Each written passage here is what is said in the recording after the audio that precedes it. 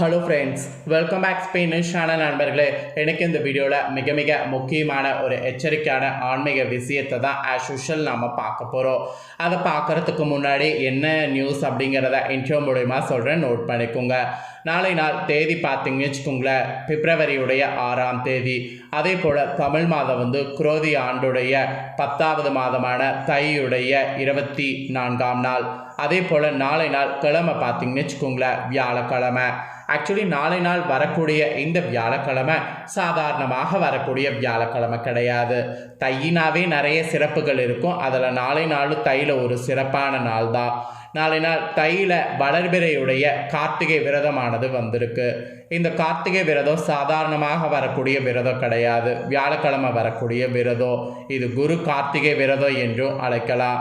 இந்த விரத நாளில் நாளை நாள் என்ன மாதிரியான சில விஷயங்கள் செய்யக்கூடாதுங்கிறத சொல்ல போகிறேன். அது மட்டும் இல்லாமல் இந்த கார்த்திகை விரதத்துடைய மகிமையும் சிறப்பையும் இந்த வீடியோவில் சொல்ல போகிறேன். ஸோ எல்லாமே இந்த வீடியோவில் நீங்கள் தெரிஞ்சுக்கொள்ளுங்க. முருகனை போல ஒரு கடவுள் தமிழ் கடவுள் அழகாக பார்க்க முடியாது. அவர் அழகு மட்டும் கிடையாது, அறிவும் நமக்கு நல்ல பலன்களை கொடுக்கக்கூடியவர். முருகனுடைய வேலுண்டு வினையில்லை அப்படிங்கிற பழமொழிக்கேற்ப முருகனை நினைத்தாவே நம்மளுடைய கஷ்டங்கள் துன்பங்கள் பறந்தோடும், பயலாம் நமக்கு தீரும். அதனால் முருகரை நாளை நாள் வழிபாடு செய்யாமல் மட்டும் இருக்கக்கூடாது. முருகருக்கு உகந்த சில முக்கிய தினங்களில் கார்த்திகை விரதமும் ஒன்று. அதுவும் தையில் வரக்கூடிய கார்த்திகை விரதம் ரொம்ப விசேஷமானது. இந்த கார்த்திகை விரதத்துடைய மகிமையும் இந்த கார்த்திகை விரதத்தில் பண்ண வேண்டிய பரிகாரத்தையும் இந்த வீடியோவில் சொல்ல போகிறேன்.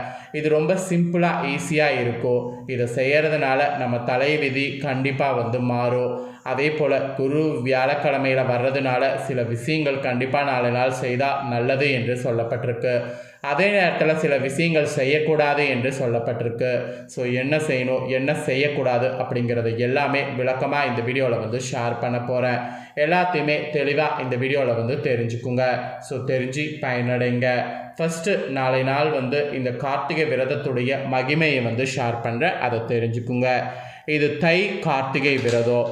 இந்த நாளில் முருகனை வணங்கினால் தீராத நோய் தீரும், குழந்தை பாக்கியம் கிடைக்கும். அதனால் ஃபஸ்ட்டு எப்படி விரதம் இருக்கணுங்கிறத தெரிஞ்சுக்குங்க. தை கார்த்திகை விரதம் இருந்து முருகனை வணங்கினால் திருமண தடை நீங்கும். பிள்ளை இல்லாத தம்பதிகளுக்கு மழலை செல்வம் கிடைக்கும். இது முன்னோர்கள் சொல்லியிருக்கக்கூடிய ஒரு நம்பிக்கை. அவங்க சொன்னது கண்டிப்பாக நமக்கு பலிக்கும். குழந்தை வர வேண்டுவங்க சஷ்டி விரதம் இருப்பது போல் தை கார்த்திகை விரதம் இருக்கலாம்.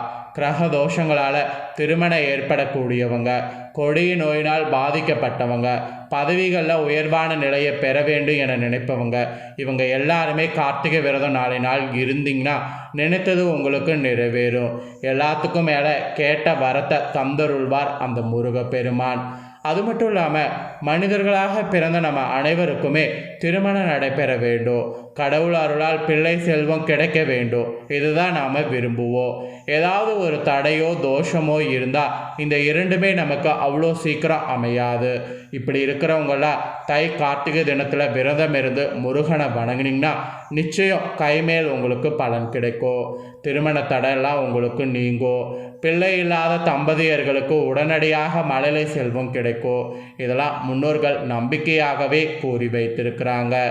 ஆக்சுவலி உலகம் முழுவதும் பல்வேறு தலங்களில் முருகப்பெருமான் குடிக்கொண்டிருந்தாலும் தமிழகத்தில் உள்ள அறுபடை வீடுகளான திருப்பரங்குன்றம், திருச்செந்தூர், சுவாமிமலை, பழனி, திருத்தணி, பழமுதிர்சோலை இந்த முருகன் ஆலயங்கள் கொண்டாடப்படக்கூடிய பல்வேறு திருவிழாக்கள் உற்சவங்களில் ரொம்ப ஒரு முக்கியமானதாக வருவது தை கார்த்திகை. இதுவும் ஒரு முக்கிய விழாவாக இந்த 6 கோவில்லையும் கொண்டாடப்படும். சஷ்டி திதி முருகனுக்கு உகந்தது. சஷ்டி விரதம் சக்தி வாய்ந்தது. அதே போல் 27 நட்சத்திரங்களில் கார்த்திகை நட்சத்திரம் முருகப்பெருமானுக்கு உகந்த நட்சத்திரம். மாதந்தோறும் வரக்கூடிய கார்த்திகை நட்சத்திரம் சிறப்பானது. சரவண பொய்கையில் தாமரை மலரில் மிதந்து வந்த முருகனை 6 கார்த்திகை பெண்கள் எடுத்து வளர்த்தனர். ஈசன் அருளால் 6 நட்சத்திரங்களுடைய தொகுப்பாக கார்த்திகை நட்சத்திரம் வாழில் இடம் பெற்றதாக கூறப்படுது. இது ஸ்கந்த புராணத்தில் இருக்குது. கார்த்திகை பெண்களை இதனால் சிறப்பிக்கக்கூடிய வண்ணம் கார்த்திகை விழாவானது கொண்டாடப்படுது. ஜோதிட சாஸ்திரத்தின்படி செவ்வாய்க்கு அதிபதி முருகப்பெருமான். அதனால் தை கார்த்திகை நாளில் முருகப்பெருமான அறுபடை வீடுகளுக்கு சென்று தரிசித்து செவ்வாய் பகவானுடைய அருளை நாம் பெற வேண்டும். செவ்வாய் கிரகத்தால் ஏற்படக்கூடிய திருமண தடை, செவ்வாய் தோஷ தடை, கர்ம புத்திர தோஷம், மண்மன சொத்து வழக்குகளில் பிரச்சனை, சகோதரர்களால் சங்கடங்கள், குரு திசை, செவ்வாய் திசை, இந்த மாதிரி திசையினால் பாதிக்கப்பட்டவங்க எல்லாமே இந்த தை கார்த்திகை தினத்தில் முருகனை நினைத்து விரதம் இருந்து வழிபட்டாலே கவலைகளும் பிரச்சனைகளும் நீங்குவதோடு வாழ்வில் மகிழ்ச்சியானது உண்டாகும். அதில் எந்த ஒரு டவுட்டும் உங்களுக்கு வேண்டாம். கந்தசஷ்டி கவசம் கார்த்திகை விரதத்தினை தொடர்ந்து 12 ஆண்டுகள் பின்பற்றி நாரதர் தேவரிஷி என்ற பெயர் பெற்றார் என்பது நம்ம அறியாத ஒரு உண்மை. ஆமாங்க, இது மாதிரி வழிபாடு செய்திருக்கிறாரு. அதாவது கந்தசஷ்டி கவசம் கார்த்திகை விரதத்தை தொடர்ந்து 12 ஆண்டுகள் இருந்து நாரதர் தேவரிஷி என்ற பெயரையும் பொறுப்பையும் பெற்றிருக்கிறாரு. அது மட்டும் இல்லாமல் திரிசங்கு, பகிரராதன், ஹரிச்சந்திரன் ஆகியோர்லாம் பேரரசர்கள் இந்த விரதத்தை இருந்து ஆயிருக்கிறாங்க. ஸோ இந்த மாதிரி விரதத்தை இருந்தாவே நிறைய பலன் நமக்கு கிடைக்கும் என்பது இதன் மூலியமாக தெரிய வருது. ஸோ விரத தினமான கந்தசஷ்டி, கந்த புராணம், சண்முக கவசம், கந்தர கலிவெண்பா, அதாவது கந்தர் கலிவெண்பா, இந்த மாதிரி முருகனை பற்றியவற்றை பாராயண நாளினால் செய்யணும். இவ்விரத முறையினை தொடர்ந்து 12 ஆண்டுகள் பின்பற்றினால் வாழ்க்கையில் பெரும் வெற்றிகளை நாம் பெற முடியும். குணமுள்ள குழந்தைகள் வேலனை வணங்குவது நமது முதல் வேலை என்று சொல்வது போல் வேல்முருகனை வணங்கினால் அனைத்து வகையான தோஷங்களும் நீங்கும். வேண்டியவை யாவும் நமக்கு நல்ல முறையில் கிடைக்கும். வேண்டியவை யாவும் அருளக்கூடிய குணம் கொண்டவர் குமரன்.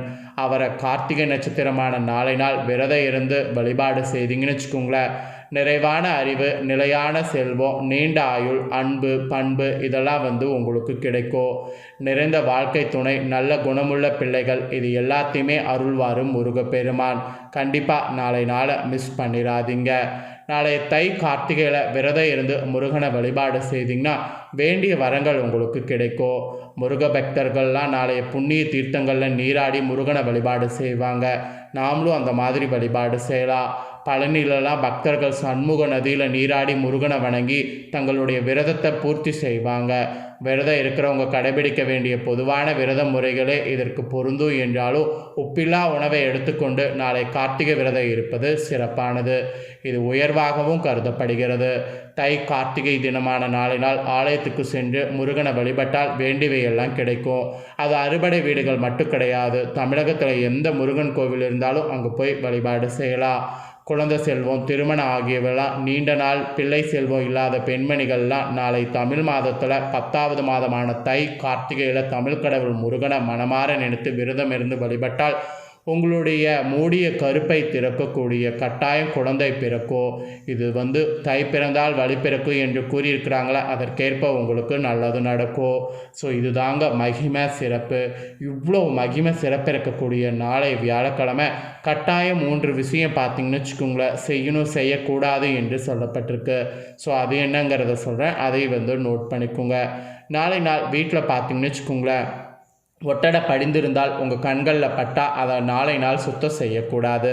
மற்ற நாட்கள் ஏதாவது ஒரு நாளை பிளான் பண்ணி அந்த நாளில் சுத்தம் செய்யுங்க. நாளைய கார்த்திகை விரதங்கிறதுனால வீட்டில் ஒட்டடை தூசியை சுத்தம் செய்யக்கூடாது. அப்புறம் வீட்டில் பழைய பேப்பர்லாம் அதிகம் சேர்ந்துருக்கு அப்படின்னா அதை நாளை நாள் எடைக்கு போடுறது, விலைக்கு போடுறது, எரிக்கிறது, இந்த மாதிரி எதுவும் பண்ணக்கூடாது. நாளை நாள் நாம் அப்படி போட்டால் ஞானத்தை விற்கிற மாதிரி ஆகும். ஞானத்தை விற்றா அப்புறம் எப்படி நம்ம வாழ முடியும்? அதனால் நாளை நாள் அந்த தவறை செய்யக்கூடாது.